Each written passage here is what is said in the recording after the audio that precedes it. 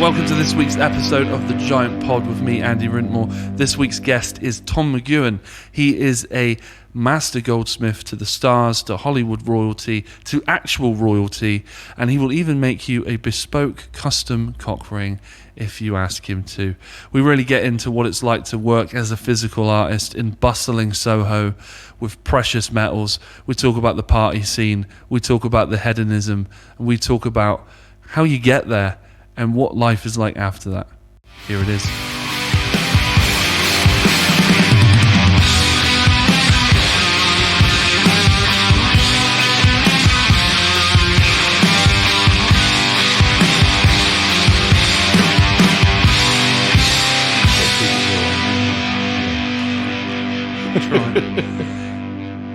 Hey Tom.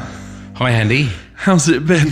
Oh, with these difficult times, it's we're all getting on with it, aren't we? Getting on with it. That is the key.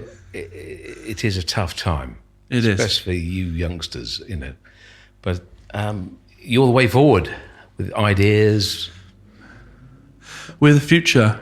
Well, you are. I don't feel like the future. I feel like the future is now below this is me. it. This is where the government should be investing money into you guys with ideas, enthusiastic, not us old gits that have, been through the circuit. Right. So it's utterly, it's mad.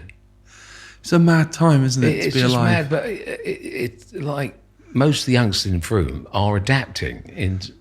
Like my daughter's adapting, going to university. Jake's doing his classic car restoration. Yeah. And he's 24 and he's busy as. What kind of cars is he doing? When he did his apprenticeship, it was Porsches, 911s, sort of 80s. And then did the apprenticeship on the trading estate with Jason Moore, and then set up his own Mcewan Customs classic cars, restoring Minis at the moment. Right. And so you do that, he does that at your house, right? No, he did in the garage, and then he said, Dad, look, I've taken my show car, the Golf Mark II that he did up, that was in Frome for 20 years. Yeah. He got hold of it. And it's absolutely immaculate. So he then, where he did his apprenticeship, took over the unit because it had all the gear and stuff, and he knew it, so it made sense. And he said, Dad, look, you got a double garage. I'll build you a studio, which he kindly did. Right. And so we've had a studio in town, Whittock's Lane, for 22 years. Basically a garage that came with our house. But time to move on, and you'll see it one day. It just works wonderfully. I was in the old, I've been to the old workshop. Yeah, it was great. It had real character. Yeah. But when you see the next one, Andy, you'll see how it's been modernised and streamlined. Streamlined is the word. Was it hard to find everything to begin with? Because I think your old place, it seemed not cluttered, but it was definitely worked in, wasn't it? It was definitely worked in. Yeah. Over the years, 35 years, you collect so many tools and stuff. Yeah. And then when we decided to move studios, the tools that I used to use are no longer needed. So Jake's got quite a few tools, so if I need them, I can go and see him. But nowadays, everything online, all the traditional skills are slowly going out the window. But I've tried to maintain that. Right. So I've got a couple of, I'm not going to call them students, but a couple of people that work for me, younger guys like you. And I'm teaching them the skills that I was taught at college, so traditional skills. And it fuels me with excitement, because I'm not cutting corners. Whereas now you can cut corners. There's a pamphlet book called Cookson's. In the day when I started, it was literally 2 sheets of basically your bullion was in silver, gold, whatever, in sheet form and wire form, and you had milling machines to mill that to your whatever you needed to produce your jewellery. Now you can buy all gauges of metal, so you could set up tomorrow, Andy. But it takes an eye. There's an eye and an art. And so the two lovely girls I got, Jess and India, I didn't want any emails. I just wanted someone to knock on the door, and they said, would you like to come and work? And I said, yes, you can. I think I know India. India me. Yes. And then Jess Oldman. I don't know India really well. No, we've got mutual friends, but I've seen her about for years. She's got that enthusiasm, and so has Jess. So if I set a project, and I go out to the fridge to get a cool beer, they will crack on with something else. They've got that natural ability and talent. So that's what that inspires me. And So someone said to you, "What do you do?" How would you describe that? Do you say I'm a master goldsmith, or is that far too an open title? I think I wouldn't. If someone has asked me on that master goldsmith, because it's on the Instagram account. Yeah, it's a bit of tongue in cheek. Oh. But I did a degree at Royal College of Art, and it was a master's degree, so I naturally just took that forward. I feel like you're sort of carving out your own thing there then, aren't you? It sounds impressive. Why not, use language your titles or whatever it may be. Yeah. So how did you get started? I mean, you played rugby before you were... I played rugby at school, and then sort of with London Scottish under 21s, which was great fun, but suffered several injuries from those days that are now coming into play. Well, like knees and backs, or 2 hip replacements. No. And a full shoulder replacement. Really? Yeah. So Andy, as tall as you are, yeah, don't play rugby, mate. No, just watch it. I keep getting people trying to bring me into to rugby. I bet. Some guys once said, "All right, second row." Right, second row. I didn't know what they meant. No, I didn't know what they meant. There's so many aspects of the game now. That In my day, it was Friday night in the boozer, Sunday morning, cold, wet, raining with heavy cotton shorts. Right. And on you go. On you go. On you go. And then Monday was full of regret, was it? Or possibly. And then you start again.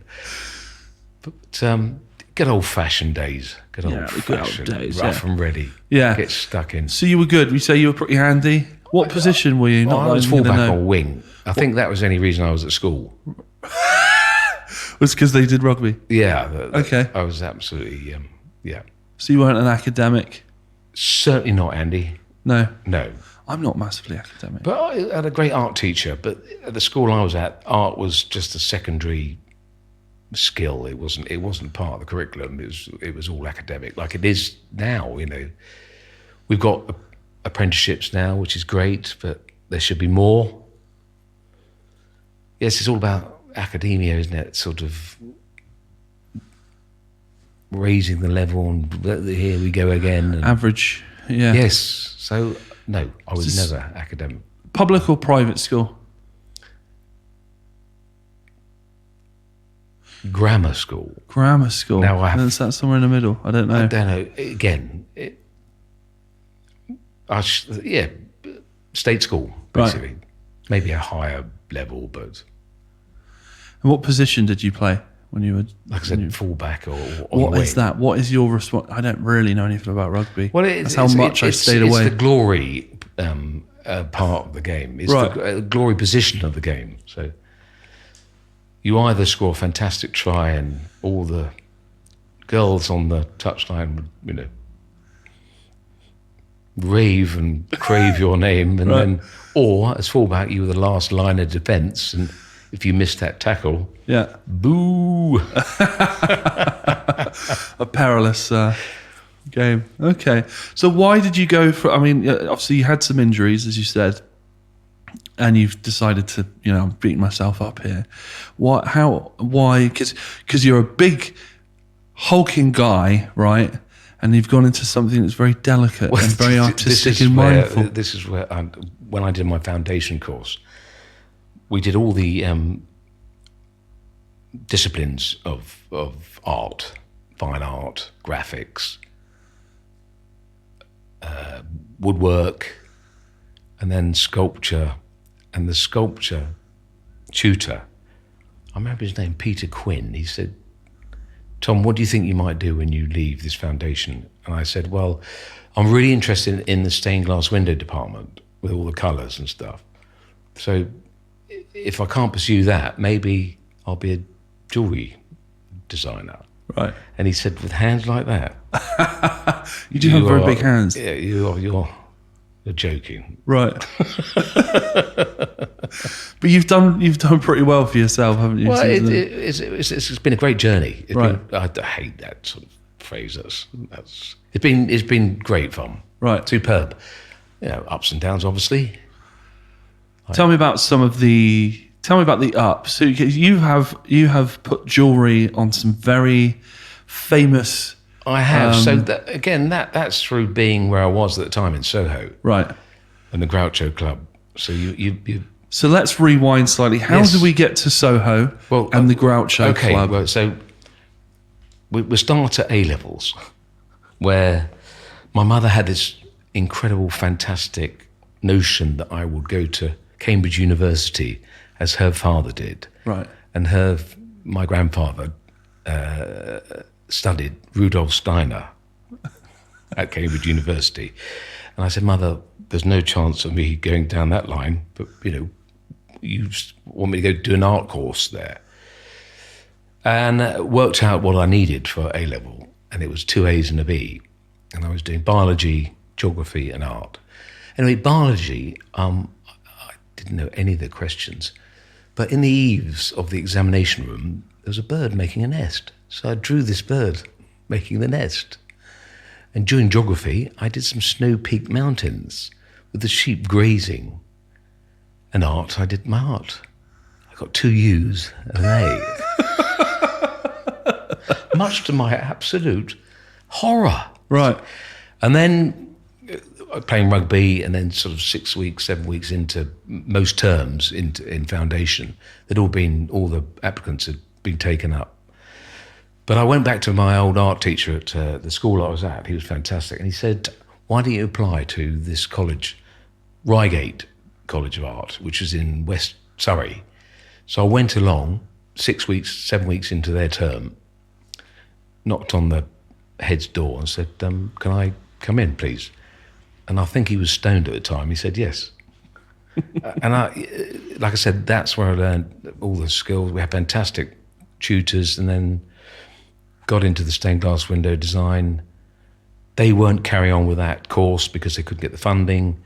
So colour, I thought, well, I'll apply to a jewellery course, and the best ones at the time were at Sir John Cass, East London, and Central St Martin's. So I applied to both, got into both, but sent to Central. And in those days, not like now, you were in the workshop 4 days a week. You had tutors from outside the college helping you, giving you advice. You learned all the traditional skills for 3 years. What are the traditional skills? Things like repoussé, enamelling. What's repoussé? Repoussé is like you put a piece of metal in a pitch. Right. And then with tapping tools, you tap a shape. Oh. I mean, it's pretty long-winded. Right.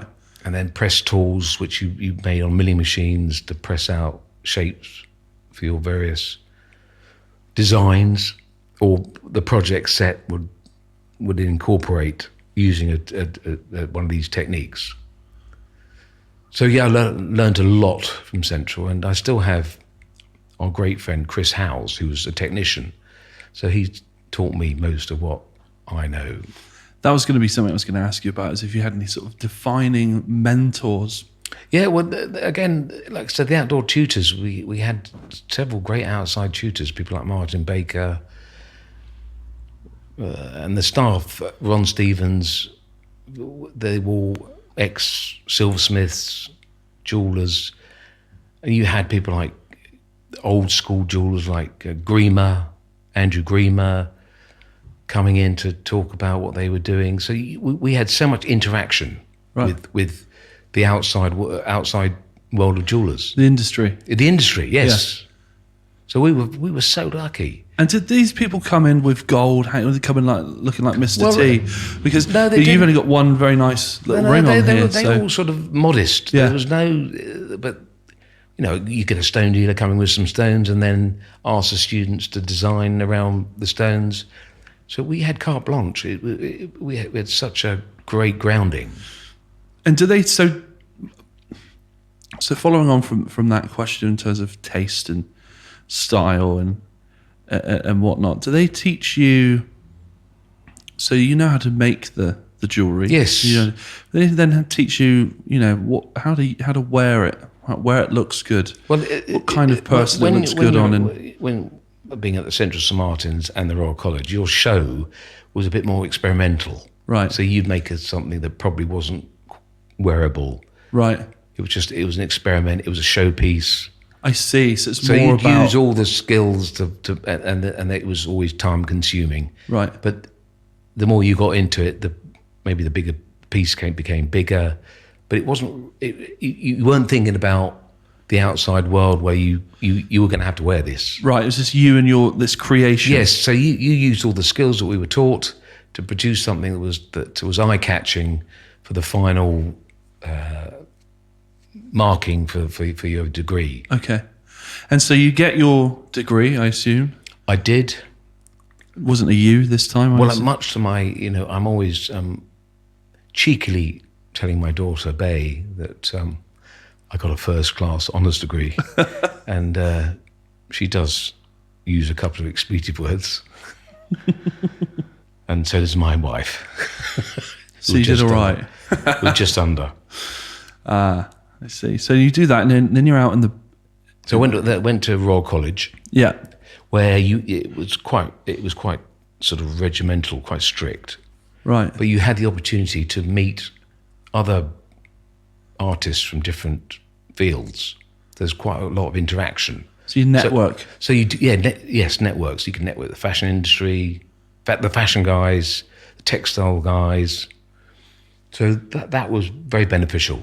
Was there like a linchpin person at that time that was the sort of the one holding all of those worlds together, the one that you had to know, which would then lead you down these different... So the Royal College, when you finish your degree, yeah, you had all the fashion designers coming in to pick and cherry pick the best people for apprenticeships or come on board.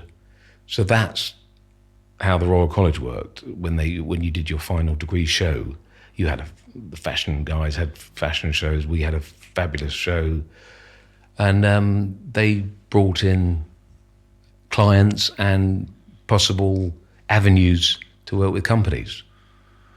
I see. And you were cherry picked. Well, I got a couple of big clients. Right. I got the guy who owns Orient Express. He commissioned a piece for his wife. And then I worked for a jeweller called Alan Gard in Hatton Garden. Right. When I won the... When I won the Diamond International Award. Lovely. Tell me more. 1998. What does one have to do to win the Diamond International Award? It's basically design something that catches the judge's eye. So... And why enter? Or you entered as part of the college? It was pretty much. It was sort of Oscars of the jewellery world. Yes, I see. So and a good stepping stone. So I did this design one night. I can't remember. I just knocked it together one night. But obviously, with over a glass of wine or two, in the garage, right. knocked up this design, and it was these platinum sort of organic shapes on a leather thong with 900 diamonds set in these different shapes. So now, when you enter this thing, Yes. do they give you a budget? I imagine 900 diamonds cost you a lot of money. It's sponsored by De Beers, so you were Right. taken off to these extraordinary venues. We were taken off to Paris, Right. but you had to find a sponsor. Okay. So I found a diamond dealer who'd sponsored the diamonds. I forget his name because it was 900 diamonds and set in platinum. They weren't big diamonds, but it was nice and Set in glittery. platinum. It's set in platinum. I It's don't. such a hard metal to Right. set, especially the size of the diamonds. So they were about 3 mil Okay. each, so 900 of those. So where is your bandwidth of metal that you work with? You work with platinum, gold, silver. We work with all do you all leave precious copper metals. alone and tin Well, and no, things like that? Again, if there's a commission that requires using that metal, I'll use it. But we will change. The bench will be cleaned, a bit like sanitizing. Yes. You don't mix. Try not to mix base metals with precious metals. But if yes, we'll do anything. And what's the climate of precious metals been over the years? What's the arc? Because I was having a discussion with Charlie, don't you? Yes.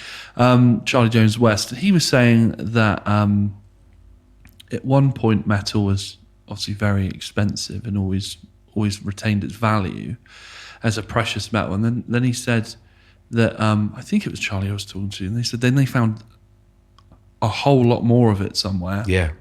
And that something was, they kind of hid it or they downplayed it so that There's probably a lot of investors that did that for when I think when I was at college in certainly at Royal 1983, gold prices sort of came down to about £400 an ounce, and it was there for a long time, then slowly started to rise because the city were, as bonuses, giving their clients gold as an investment. And then we're probably talking 15 years ago when Soros decided that gold prices, he was going to buy the lion's share, and it was going to go up to sort of $4,000 an ounce. It peaked at about $2,000 an ounce, and then came back down to about $1,000 an ounce, and that remained until now. And now it's because of COVID and do you invest? So it's fluctuating between $1,000 and $1,600 an ounce. And I suppose this is something you have to keep a close eye on. Yeah, it's for me. I wouldn't. If it's all private commissions now, so I will buy what I need. I'm not going to. If people would like to invest, I tell them where to go to invest. But for me, I'm not. I won't invest in that sort of commodity because for me, there's no real point. I mean, when you come to sell, you got to find a buyer, and it might have shot up, it might have not have done, and then they take their commission, so you're back to square one. So. Yeah, it's like any investment, isn't it? You take a punt. You have to have the money, and you might. The punters they have to be in a position to lose that money. Right. So take me to Soho. Those hedonistic days, those Andy. days. Oh, I just had a feeling that Soho had so many stories. Andy, stories. So when I finished the Royal College, I was looking for a studio, and there was a whole group of studios down in Hatton Garden, but I thought I wanted to be in the sort of in the hub of the club land. So Soho was the ideal situation, and a student below me, Dinny Hall, who did very well in fashion jewellery, she had a studio in Beak Street near Golden Square in Soho. Canaletto Studios. So I took over half her studio going back in 1988. So yeah, and then twiddled my fingers and said, what do I do now? Right. I'm here. I've arrived. No social media. Right. So phone box. Uh-huh. And I rang up a fashion designer, Yeah. at the time called Bruce Oldfield. Right. How do you get these numbers? Are they just in the back of the magazines, or you? Yes, basically Vogue magazines. So I rang up Bruce Oldfield and said, I've just finished college. Would you like to see my work? Did he tell you where to go, or was he like, no, send he them along? said, okay, well, come along. And Right. He said, right, we're doing that particular year, autumn, winter Right. collection was a sort of cowboy theme. So we, obviously sheriff badges and pendants and lots of turquoise. It was fantastic. It was 24/7 for about a month. Right. But it was great fun, and he wonderful man. He gave us all the support, paid us. We went to the show, and then I did another collection for a fashion designer called Anthony Price. Big belt buckles for his trench coats. That went down very well. And how much are you getting per? Well, it wasn't. Belt? What's the pay like at this you point? Would just, Andy, you'd ask someone how they worked out the prices. So obviously, you're paid for materials, and then you work out your time. You'd work out, whatever minimum wage at the time, £50 an hour. Right. No, it wasn't like that. It was just the fun of doing it. You're just enjoying being as in long the heart as long as I could pay the rent for the Right. studio. So you were at this point. It was a learning full-blown curve. artist. It wasn't about earning a wage. It was sort of how we living all the life, and as a youngster, that doesn't come in there. Maybe you should be working in the city if you've got that brain. So it's basically paying the rent, obviously living, yeah. and getting the experience working with these guys. That was the whole idea. And then finished that, and I thought, I think I'd probably go back to what I did at Central and Royal College was more traditional, precious jewellery. So I had a collection of stones, and I made a collection of silver rings, and took them to a gallery in Harvey Nichols in London, run by a wonderful lady, Leslie Shift. And it was called the Talisman Gallery. And she had all these wonderful artists, jewellers from around the world. So she took on my collection, and it went well. This was 35 years ago. And built up this reputation. In the meantime, I was doing projects with De Beers, with a wonderful lady, Susan Farmer, who was always giving students the encouragement. We were taken out to various splendid restaurants and stuff, and set projects. And when I won the Diamond International Award, there was this huge sponsor do in Paris. Right. So yes, they were great helpers, sort of mentors, basically. And does that exist now? It's so difficult now, and with this mentoring, when you did a collection, you could go and see an editor of Vogue, or they will send an assistant to come around, pick up pieces. You got a lot of editorial, Right. but now it's all editorial. If you look at a magazine, it's just the big names, Prada, and it's the money they spend.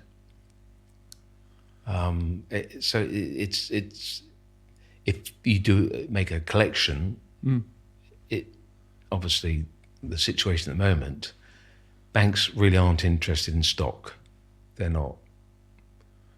So it's really down to private commissions. Right. And again, through social media, it's been fantastic. What are your commissions numbers like these days? How many projects are you averaging a month? We've got 10 a month at the moment, and some very interesting projects. I was asked to design a memory stick in 18 karat gold for Rockstar Games. Oh, is this recently? Yes, but I wasn't allowed to put it on Instagram. Right, it's embargoed. Yes. You've put it on the podcast. Yes. Yeah, but it's not a photograph. No. It's just And how many of those are you making? I made one, Just the one? Just the one at the moment. It's like a prototype for the guys. One of the guys who owns it. Right. For wear around. It's like a pendant.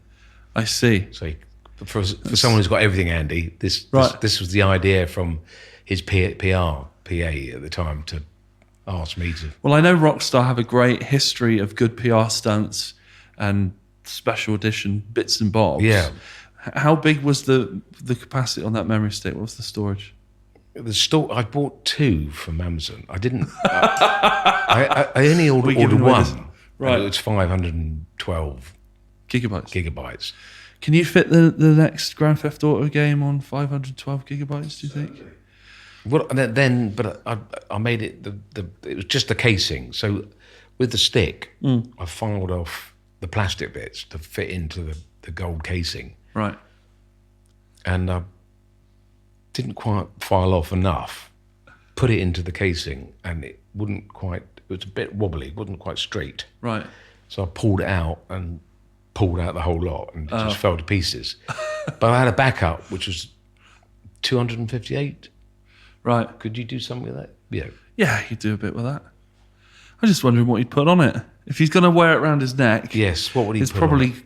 Fairly precious, I'd imagine. Some sort of some stuff you don't want to leave your person. But that's what I was thinking. Yes. So I thought 512. That might be a bit too much. Overkill. Maybe not for Rockstar games, but so I thought 258 was pretty good. Okay. So that's one of your more interesting, unique, bespoke pieces recently. What else have we got? We've done some very interesting body part pieces. Have we? Yes, we have. Like Prince Albert's? We've done some of those. Some? One guy... Was the guy has interchangeable... One guy wanted a photograph of him holding his appendage. And I had to design his hand holding the ring on his fella. Right. I'm not really following. So it was his hand over the ring. Over the ring? Yeah, over his fella. What are we designing here? Sorry, ring. A ring with yes. Right. So he like wanted a finger ring. He wanted the ring with his hand holding the ring. On the ring on his hand. So the hand was holding the ring, so he could slip it on his old fella. I wasn't using his fella as a part. I didn't. He showed me a photograph. So I see. That was enough to know. Right. So did you have to discuss girth and? Well, of course you had to get the measurements. So I got my vernier gauge out. And So the ring slides on his... yes, and he wanted all the veins. All the veins enamelled, so I enamelled all the veins in various colours. Was this a particularly impressive piece? Well, it was, I must say, but... He was sufficiently proud of it? He was very proud of it. Right. But I thought, yeah. Is that where you tap out? Or you just we're all adults I don't know. here. If he wanted another one, or his mates wanted another one, I would have done... How much do you charge him for that? Do you usually say these things, or don't you have to tell me these things?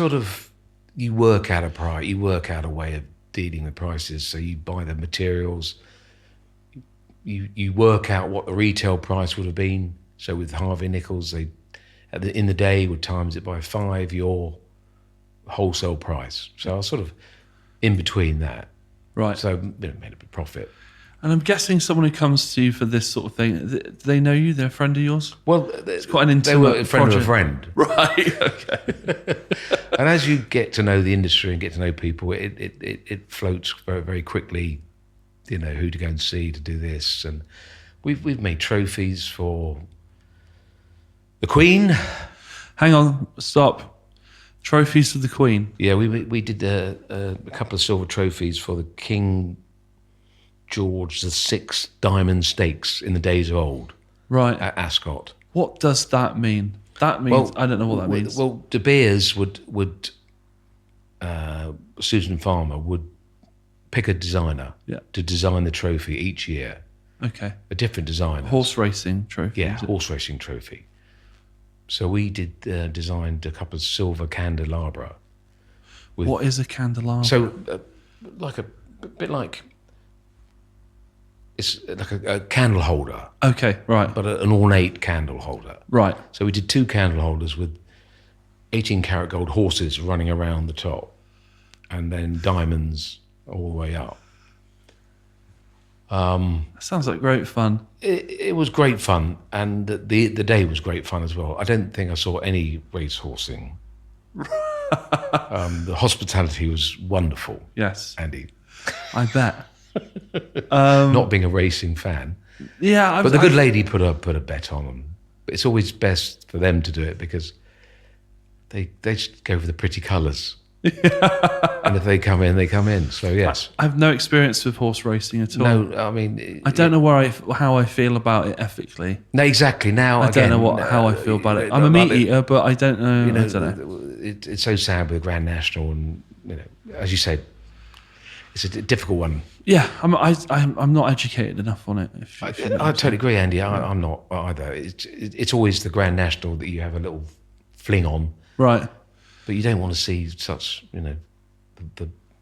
the sadness that happens. Yeah. Anyway, you're right.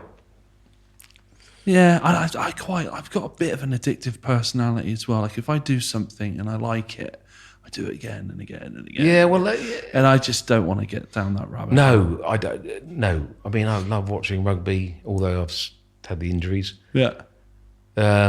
Six Nations is right up there. It's just wonderful. Football, I don't get it. Yeah. You have your team, Andy, Yeah.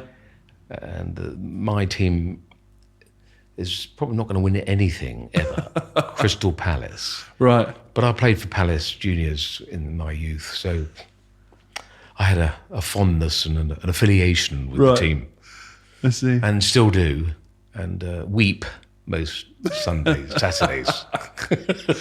So you've gone from doing things for the Queen, doing things for the Queen. It wasn't directly for the Queen, but she presented her it. behalf, I Yeah, guess, presented it to her. Then various companies designing over the years.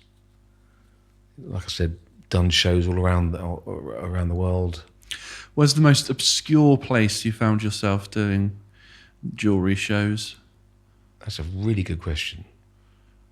Macau, Okay. off Hong Kong. Oh, And I did a show. Our friends lived there. So she, before she had children, she was sort of 24/7 Tom Mcewan. So she got a lot of people interested. And this was going back just after 9/11. right.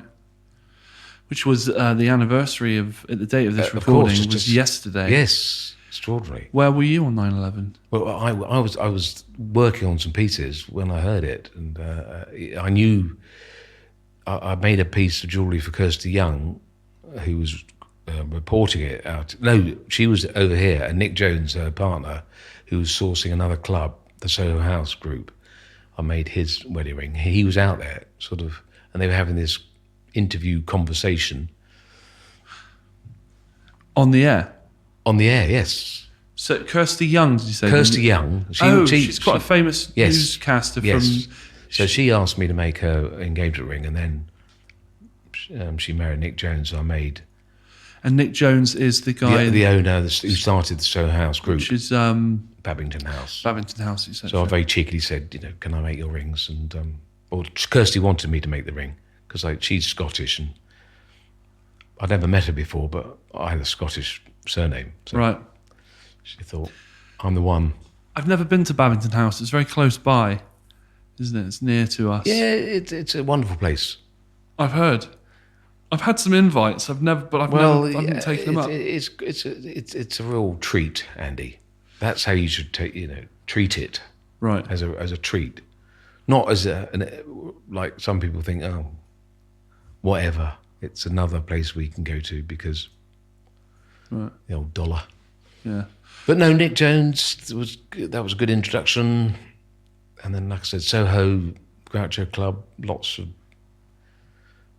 Ewan McGregor, Kate Moss. So how does so Ewan McGregor, Kate Moss is definitely Were you in that kind of world at the time? Well, then? at the time when I started in Soho and Beak Street, down below there was a club called 41 Beak Street. I was 43 Beak Street, and there's the hedonistic club downstairs. And you'd walk down the stairwell, and there was a glass sliding door, Right. and the glass sliding door would slide, and a hand would come and drag you in, and that was it for the night. Right. But you met. There was a group of actors that set up a club, set up a filming company called Natural Nylon. So there was Ewan McGregor, Johnny Lee Miller, Jude Law, Sadie Frost, and Sean Pertwee. Right. And they had this splendid office in Soho. But it was very hedonistic, and I think they only made one film. I imagine they had many ideas. Many ideas over ideas. many Nights. nights of debauchery. Yeah. I like Jude Law. He's great. He's good, actually. Jude Law's great, and Is he nice in real life? Is he good? yeah, good he's. fella? But John Lee Miller's one of the nicest guys, and he was married to Angelina Jolie, so I made her a piece Right. at the time, and then Is this pre Brad Pitt? yes, Right. So and then John Lee Miller was a great guy, really down to earth. Sean Pertwee, down to earth. I'm hearing these names, but I'm not putting faces. to No, them. but you. What was Pertwee in? Pertwee, he does lots of voiceovers, and he did some cheesy. Well, I hope he's not listening. But what was it? Blue, the surfing film. Do you remember? Not Blue Ocean, but somewhere down in Cornwall. Blue Ocean, Blue. And then he did sort of. He's done Gotham City, Oh, which is he's done really well with that. the TV show Gotham, Yes, right? Yeah. it's a good drama. Yeah, a lot. I really love Batman. I've got a bit of a Batman. Yeah, well, he's done really well pre-Batman, Right. as Harold.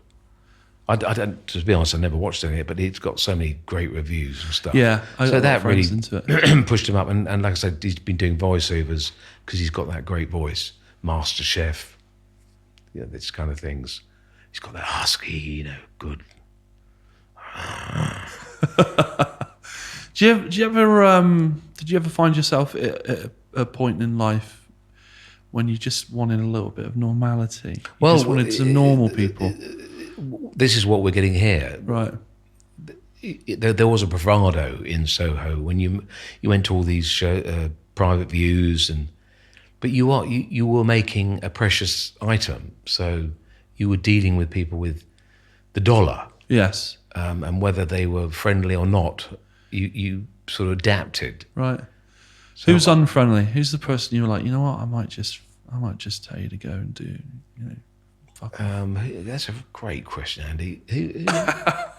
Who got my goat? Who got your goat? Because you're a laid back guy. Yeah, I mean, I don't think anyone did at shows and stuff. Right.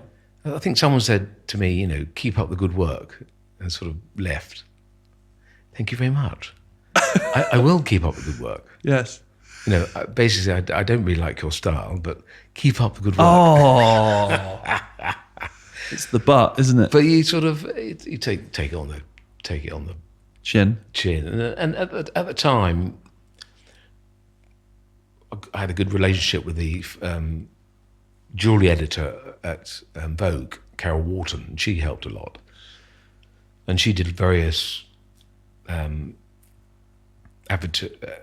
editorials. And there was myself, a guy called Stephen Webster, who's done very well, and a guy called Theo Fennell. So I was sort of thinking I was in that sort of group.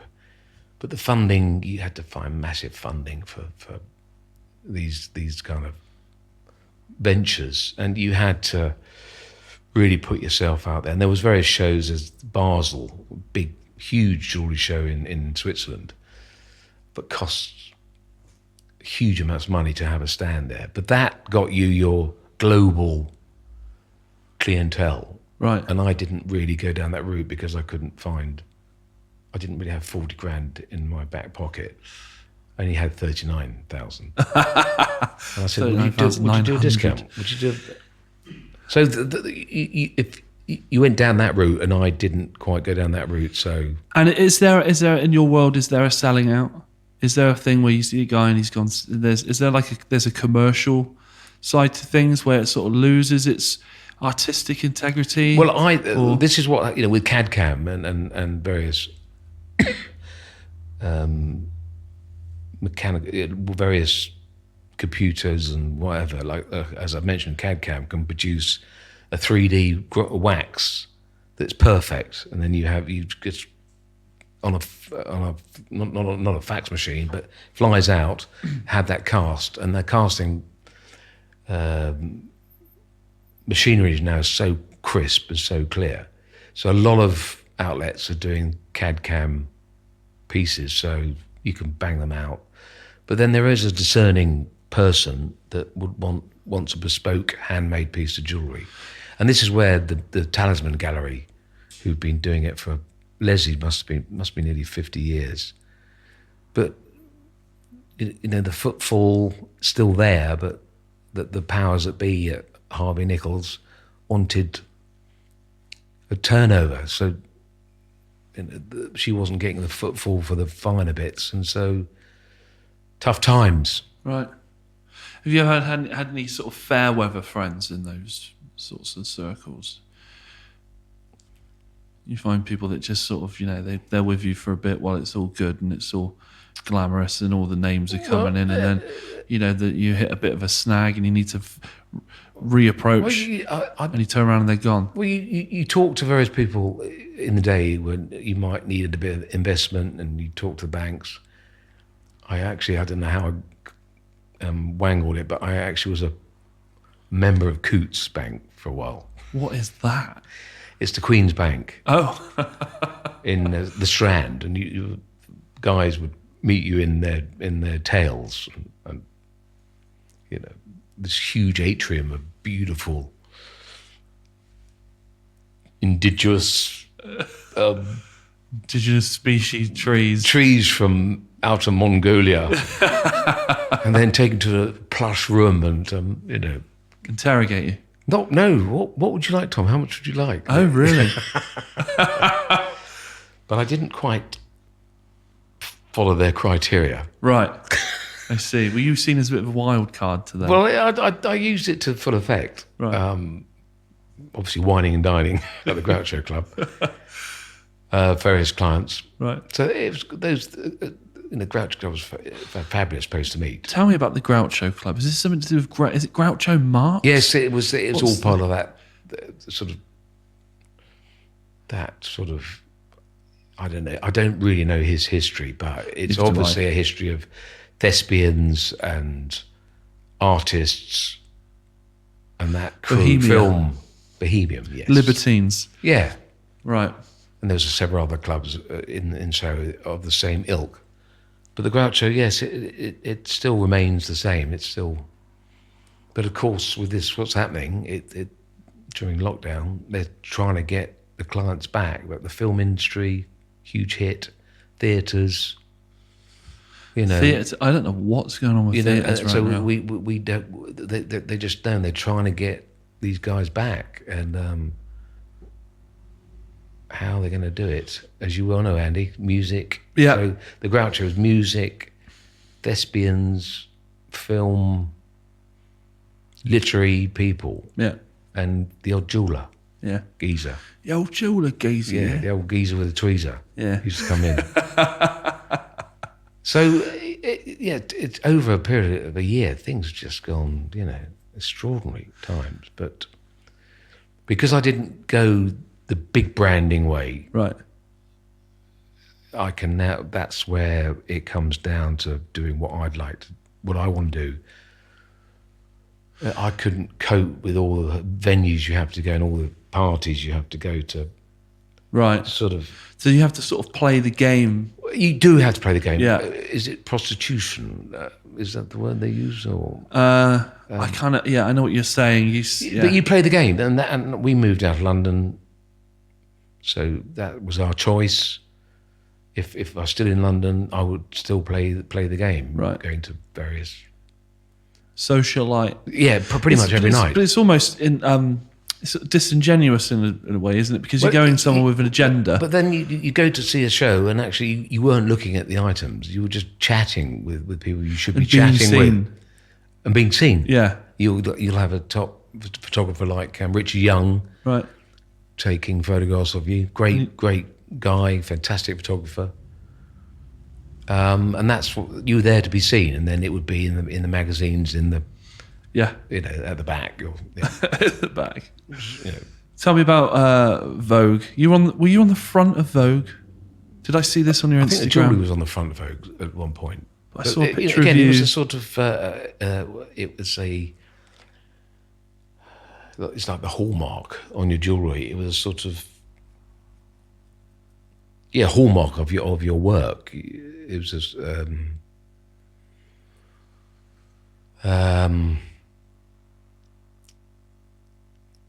what's the word I'm looking for, Andy?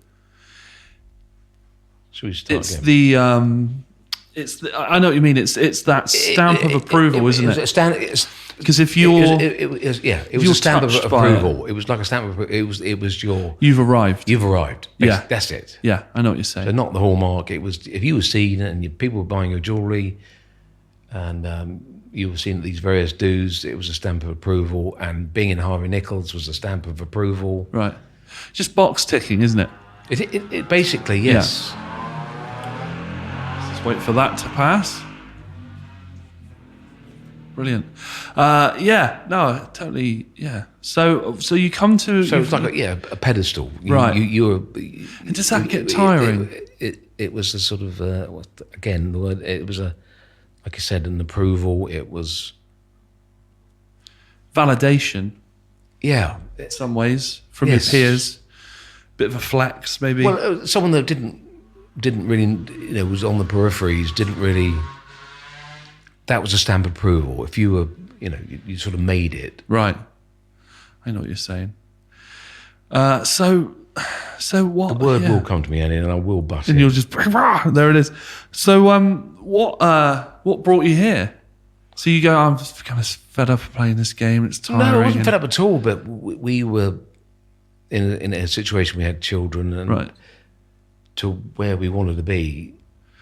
Soho was sort of closing down basically in the jewellery industry. Right. Because all the great big houses, all the jewellers were down Beak Street. Chanel, Bulgari, Gerrard's, all the skilled workers were down there. And because of CAD-CAM and all these other various instruments came into the game, these guys were older guys, and they weren't taking apprenticeships on. So they were sort of pushed aside, and all mass produced in places like China, and sort of lost its soul. It lost its soul, yes. Right. But it sort of mid 90s, right, when you could make a faster buck, not having someone make the piece. You could send it out, and they'd produce it. Did you feel like you'd sort of the brand of, let's say, the brand of Tom Mcewan, did you feel like you'd built up enough of a reputation at that point that you could kind of break away from the scene, let's say? Well, I don't, because we moved down here, Andy. My grandfather was the chief education officer for Somerset, so we knew the state schools would be good, which they are, fantastic. So the kids had a great upbringing, and I just thought, I didn't know anything about Frome, but I had a feeling about Frome.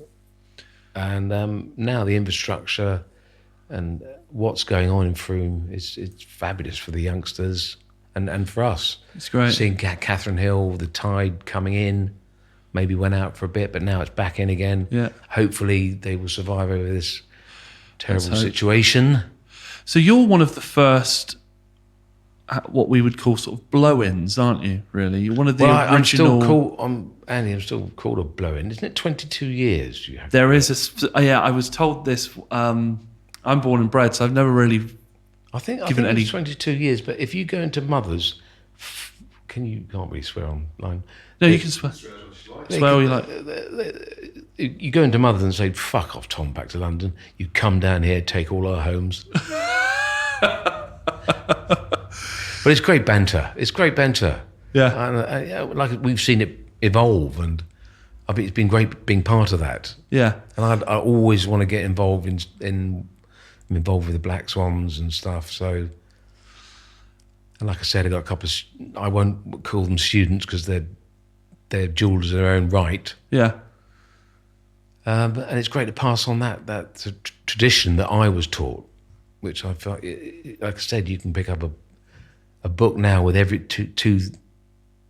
20,000 items of beads, wire, gauges of different metals, and you can just set up now.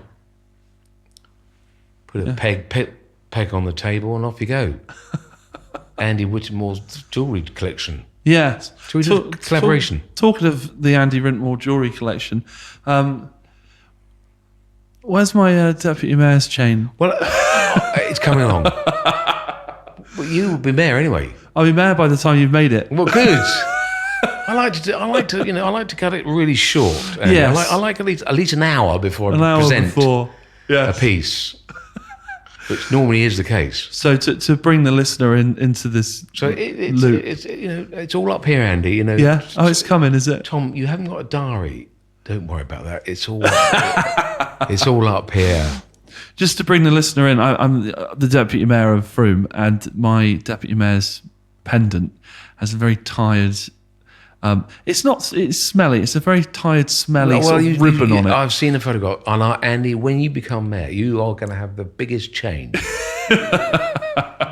I tell you, I can't wait. I was buzzing for a Tom Mcewan. Yeah, you're going to chain. So 3 bottles of the finest white wine. You said to me, "I'm ready. I'm ready." I'm very happy with this.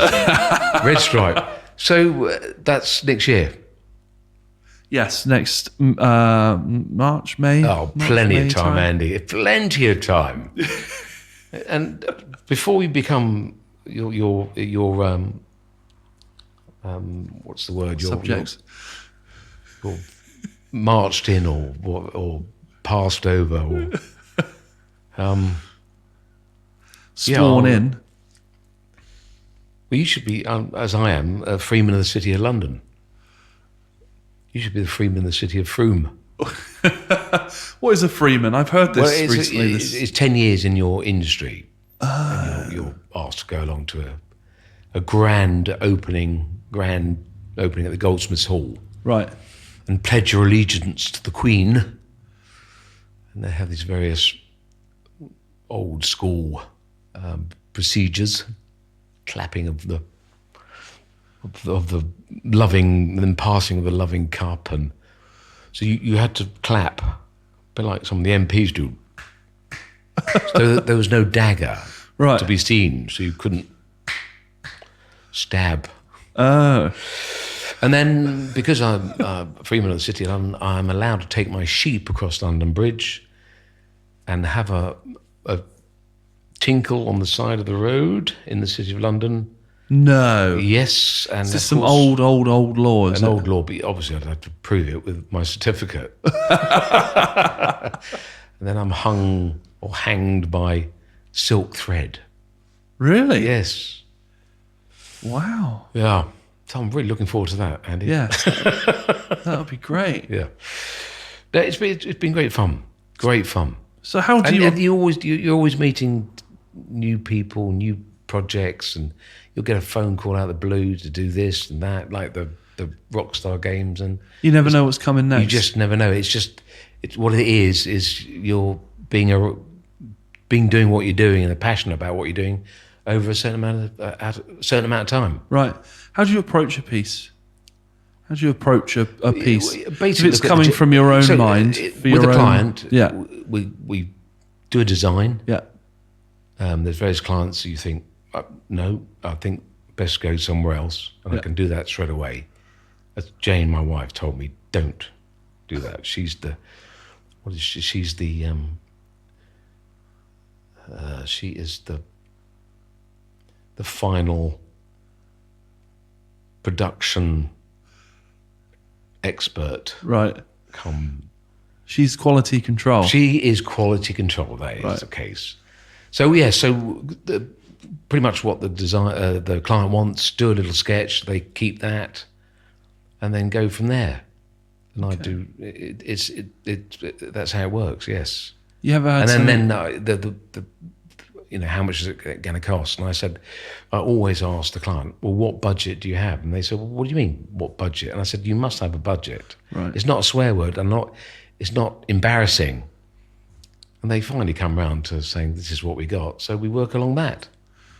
Okay. You ever have any pieces and you go, I'm not doing that? Well, I've had I'm a piece. not doing it.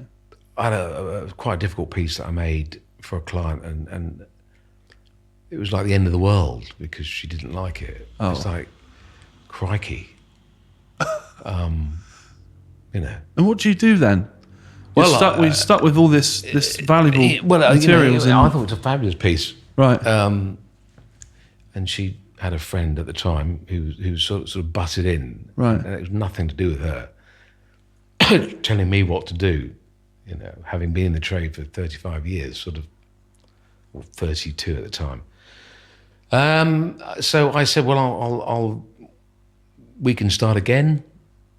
Yeah. And she said, no, this is just not what I want. This isn't like your design. I said, well, it is a poetic license to have the design. It's never going to be exactly like that. It's going to be in the spirit of the design. Right. Anyway, very few people like that, Andy, thank goodness.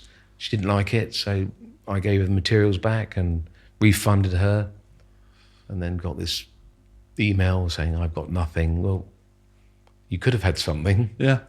whether you liked it or not, and I was still refunded you, but you were quite insistent that you wanted all the materials back as they were. So there you are. Like it or lump it. pretty much, Andy. But again, you learn another lesson. Yeah. It's usually people that come in and go, just go, yeah, I want it. Yes, this is it. Right. Too enthusiastic, and then suddenly it all goes pear-shaped pretty quickly. Right. And you've learnt to sort of see those You people can see that. coming. I can see that straight away. Right. I just talked to Jane. I'll give her a quick. It's like 50-50 on Who Wants to Be a Millionaire. I'm just going to ring up Jane to see what do you think. So Which what's literally next? I do. Well, what's next? I've got a lot of lovely commissions with lovely people. It's lots of anniversaries and wedding anniversaries and things of that ilk. And Instagram's a fantastic platform. I love your Instagram. It's just, and so I put on all the work that I do, and if you put an interesting piece on Instagram, people love it. Yeah. If you keep on posting your pictures of your cat's tail, then it gets a bit. But yeah, it's a great platform. What's the piece you're most proud of? It's the one that you're like, that's my magnum opus, let's say. It's a really great question, Andy. Great question. Obviously, my wife's engagement ring was Oh, yes, of course. the proudest moment. And hopefully my daughter's engagement ring will be just as beautiful. But I made a necklace for the UNICEF ball back in 2003, sponsored by a company in Antwerp. A huge necklace with diamonds and coloured tourmaline stones, beautiful stones. And that was really exciting. And this Irish guy, it was Sting and what's his partner called? They were Sting. comparing Sting. Oh, from the Police, Steve? Yes. Trudy Styler. Trudy, yes. I don't know. I'm not Anyway, sure. she came in with it was a UNICEF ball, and I met the guys who were putting on the event. So yeah, made this piece, and this Irish motorway builder bought it. McGee. Have you heard of McGee? McGee, huge contractors. Oh, yes, yeah. And he was Irish, and he was absolutely wasted. Right. And so he put his hand up. How much did you pay? 125,000. Do you think he had it? He must have. Well, he bought it, and then I got a phone call from his PR called Mr. Cod. Right. And I said that it's still in the safe. His wife, he can't bring up the courage to Tell his wife. Tell his wife. But the company I was working for, they wanted the cost of materials. Right. So it's quite interesting that they were based in Antwerp.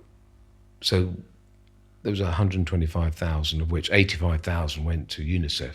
So they wanted 55,000 to cover their costs, and they were being a bit cagey. UNICEF, the owners, the guys who were running the show,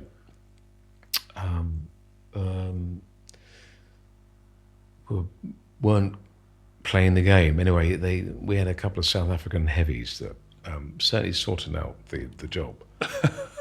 Because it was during the whole night was fantastically comical night. Right. It was the chef was Gordon Ramsay.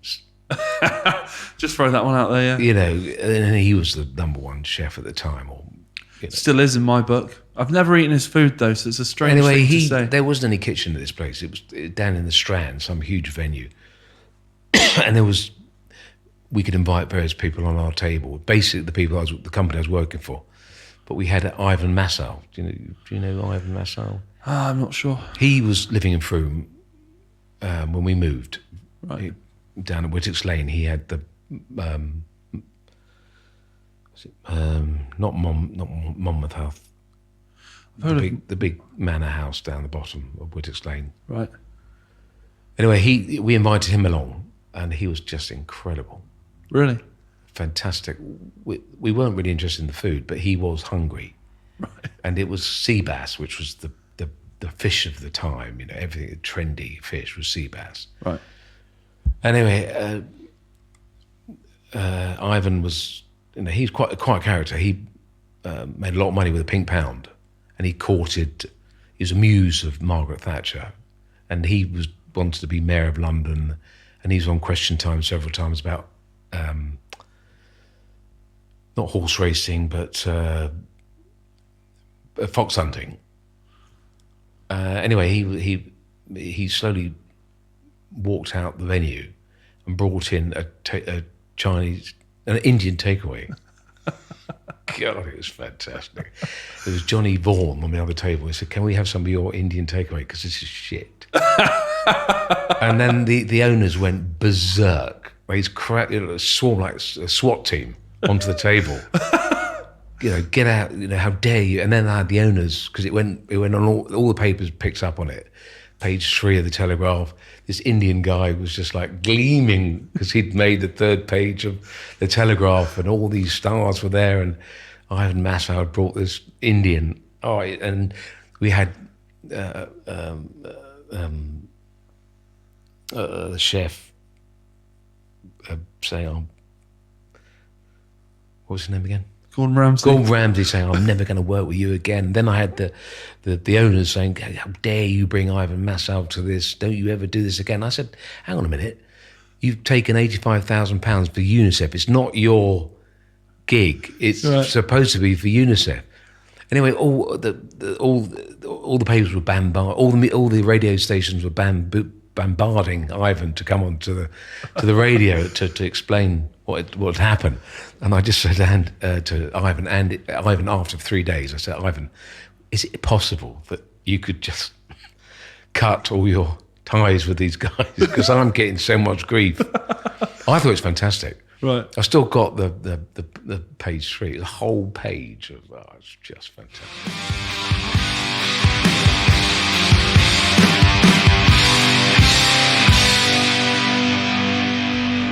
Massive thanks to Tom Mcewan for coming on the show this week. If you want to check out his Instagram and his websites and his socials, etc., we will leave those in the episode description show notes. Please do not forget to like, subscribe, and leave us a review. Follow me on Instagram at Andy_S1S. This podcast was produced by Harry Williams. Please join us next week for another episode of The Giant Pod.